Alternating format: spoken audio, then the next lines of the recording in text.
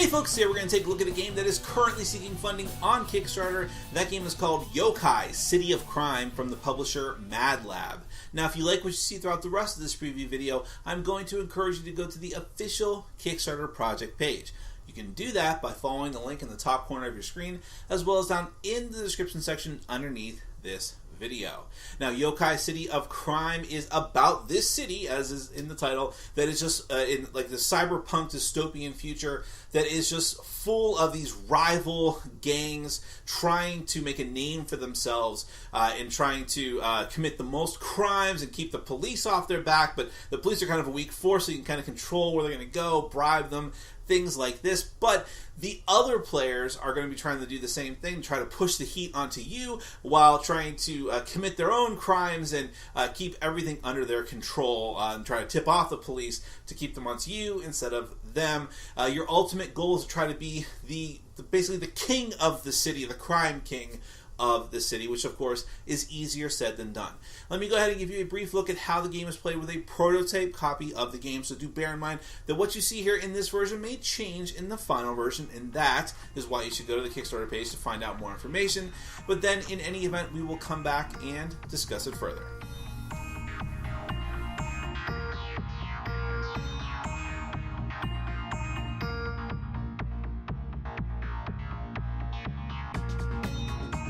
Yokai City of Crime is a competitive game for 3 to 5 players. Each player is a prospective crime lord trying to climb the ladder of power in the titular cyberpunk city. Manipulating the city's crime, avoiding the police, and tripping up your opponents will be the key to victory. In game terms, you must earn reputation points. When someone gets to 12 reputation points, the end of the game is triggered, and whoever has the most points at the end of that round will be the winner of the game and a new crime lord of Yokai. Set up the game by first laying down the jail tile and then randomly attaching the 7 district tiles to it in the depicted formation, with the order side up, that is to say, the side of the tiles with police tape depicted on them. This will constitute the board. Next, shuffle the deck of intrigue cards and leave them next to the board with space for a discard pile. Do the same with the city cards. Somewhere else near the board, make a supply of tokens. There are the red crime tokens, the orange tip-off tokens, and the gold credit tokens. There's also a police pawn that begins off the board.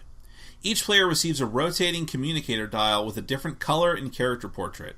A matching pawn from each player is placed in whatever the central district tile is, and a reputation marker for each player is randomly placed in a stack next to the start of the reputation track. This is important because the reputation track also determines the order in which actions are taken.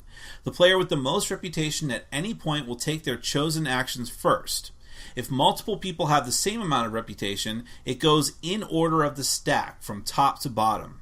Players who get to an already occupied space on the reputation track automatically go on top of the stack. Finally, for setup, each player gets dealt 2 intrigue cards from the deck and is given 1 credit token. You have a limit of 3 intrigue cards in your hand at any given point. The gameplay takes place in rounds, and each one is broken up into 4 phases. The first is the city phase.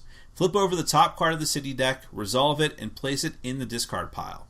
The city cards will tell you where to place new crime, credit, and tip-off tokens for the round, though you can never place tokens in a district occupied by the police. Second is the action phase. Each player will take their communicator to hand and rotate the dial until the icon representing the action they want to take is showing. Then place it face down until everyone has chosen. Then, simultaneously, everyone will reveal their communicators, and each player in turn order will resolve their chosen action. After everyone resolves their first action, they'll all do it again, choosing a second action and taking it in turn order. It should be noted that during the action phase, you may play intrigue cards.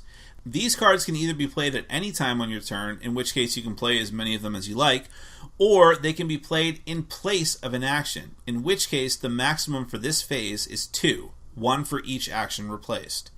Intrigue cards have a variety of effects, such as letting you place more tokens, manipulating your pawn or other players' pawns, or drawing cards. There are also certain cards that are usable during police raids or during scoring, which we'll get to later. But assuming you don't replace your standard actions with intrigue cards, you have 4 action options available to you. First is moving. Simply move your gangster pawn from their current district tile and into an adjacent one, and then place a crime token in it. However, each district has a crime limit depicted on the side of the tile, and if the district is already at its limit, you can't add a crime token, but you can still move there. You also can't move willingly into the jail space, but if you find yourself there to start with, you can move out onto any district tile if you use this action. The next type of action is increasing crime. You add a crime token either to the district where your pawn currently is or to an adjacent one, but remember to mind the crime token limit. Similar to that action, another action option is the tip-off. You may add one tip-off token to any district, and there is no limit on how many of these a district can have. The final action option is to use the district action indicated on the district tile your pawn currently occupies. Each tile has a different action, like allowing you to draw more cards, transfer tokens from district to district, remove tokens, or add tokens, sometimes in exchange for paying a credit token. Once all actions are taken, you move on to the third phase, which is the police phase. The police pawn is moved to the district tile that has the highest total amount of both tip-off tokens and crime tokens, and they will rate it. All of those tokens are removed, and any gangster pawns are moved to the jail tile. Finally, the fourth phase is the reputation phase. Remove all remaining tip-off tokens from the board, but only tip-off tokens, and then commence with scoring reputation points. Every player earns 1 reputation point for every crime token on the district tile their gangster pawn is located on, if there are no other gangster pawns present on that tile. If there are other players present on that tile, the number of points from crime tokens is instead distributed equally, rounded down. Now, there is an optional game variant that you can use that will take place during this phase of the game, and that is the descent into chaos. If the district tile where the police pawn was moved to for this turn has its order side still facing up, which is to say it's on its normal side that has the normal action, you will now turn it over to its chaos side, the side that has police tape depicted on it. The ability on this tile is now different and somewhat weaker than its original side, and it's going to stay this way for the rest of the game. The last thing you'll do during this phase is split up any credit tokens that are on tiles equally among all players on the tiles that have them. When all of this scoring is complete, all the crime tokens will stay on the board exactly where they are. And then, if at least one player has reached at least 12 reputation during this reputation phase, the game will end. Whoever has the most points will be the winner, with ties being broken by whoever has the most credit tokens. That is Yokai, City of Crime.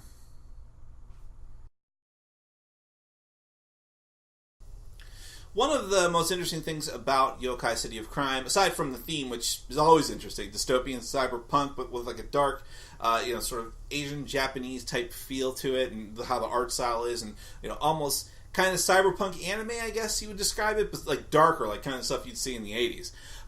Direct-to-video stuff. But yeah, so that's interesting in and of itself, but also the fact that the gameplay-wise, it feels like a lot of complex strategy, but put into a much more simple and direct package. And what I mean by that is that it is not difficult to learn the game of Yokai, but there are layers of strategy there, because essentially what you're doing is it's action selection, right? Everyone has the neat little dial that they will choose their action on. You don't have a ton of actions to choose from. You can place crime tokens out there. You can put heat on someone else. You can just move your gang lord's figure to another section of the city, another district, and things like that. So it's not, you don't have a ton of things, but just within that small limited amount of actions, you have to be constantly looking at the placement on the board and how your opponents are placed and who's standing to reap the most benefits from the crime tokens that are out there now. So if that's the case, you want to try and put heat onto them, onto a certain district, I should say specifically, in order to make whoever's there either not, at the very least, not be able to score, or push them out of there so that they have to run away, or potentially have them end up in prison, which is not like a huge drawback, but it is a drawback. You're not going to be collecting points for that turn. So that is one thing you need to be considering, but you also have to maximize your points as well, because it's a race to see who can get to the point threshold first. And so it can be a very tricky thing to manage, but again, like I said, you're doing it just by action selection, and everyone selects an action, then you go ahead and do it again. So everyone's doing it simultaneously, and it feels like no one has a lot of downtime. And it's very straightforward what the options that you have. It's just figuring out how to put all these moving pieces into place. And also the fact that you have all these district tiles with their own special abilities. You can play with the optional rule that I mentioned that if the police do have to swarm onto a sector, then it becomes under lockdown, basically. You can still have some influence and sway there, but the ability is going to be different and weakened. So you have to bear that in mind too. So it has elements of sort of Eurogame sensibilities of like action selection and trying to maximize your profit, so to speak. Well, I mean, literally, it is crime lords trying to gain profit. But at the same time, you have this interesting cyberpunk theme, and it's all laid out in a very easy to set up, easy to teach, fast to learn type of game. And a small package too. It's it's not a huge box or anything like that. It's not a cumbersome one. But again, for all of that, you have what feels like a bigger game. So if any of that appeals to you, if you like the theme, if you like the interesting mechanisms and mechanics and how it's a very accessible game to people who are casual gamers or above, then you don't have to take my word for any of this. You can go to the official Kickstarter project page and find out even more information than I could possibly tell you here. Do that by following the link in the top corner of your screen, as well as down in the description section underneath this video. That is Yokai City of Crime from the publisher Mad Lab. Thank you so much for watching, and as always, for supporting our sponsors. Take care.